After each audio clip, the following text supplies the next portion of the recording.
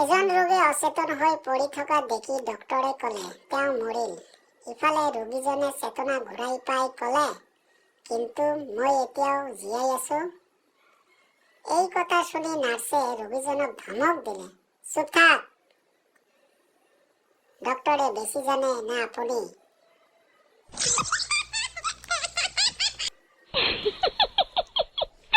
ৰোগীজনক পৰীক্ষা কৰি চিকিৎসকে ক'লে,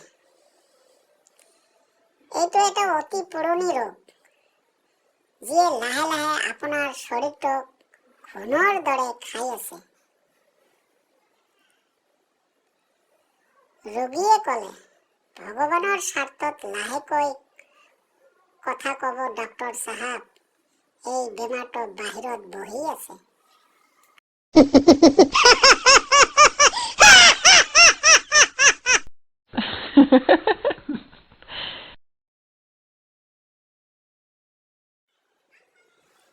গ্ৰান্টি।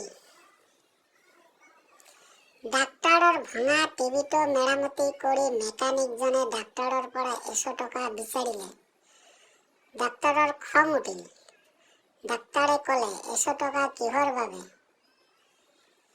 মেকানিক ক'লে, কিহৰ বাবে মানে? হেৰা টিভি মেৰামতি কৰাৰ বাবে। ডাক্তৰ ক'লে, কিন্তু মই মোৰ ক্লিনিকত ঔষধ আৰু মাচুল সহ মাত্ৰ 50 টকাহে লওঁ, আৰু আপুনি 5 মিনিট মেৰামতিৰ বাবে 100 টকা বিচাৰিছে। মেকানিক ক'লে, কিন্তু ডাক্তৰ মহোদয়, মেৰামতিৰ লগতে মই গ্যাৰাণ্টিও দিওঁ।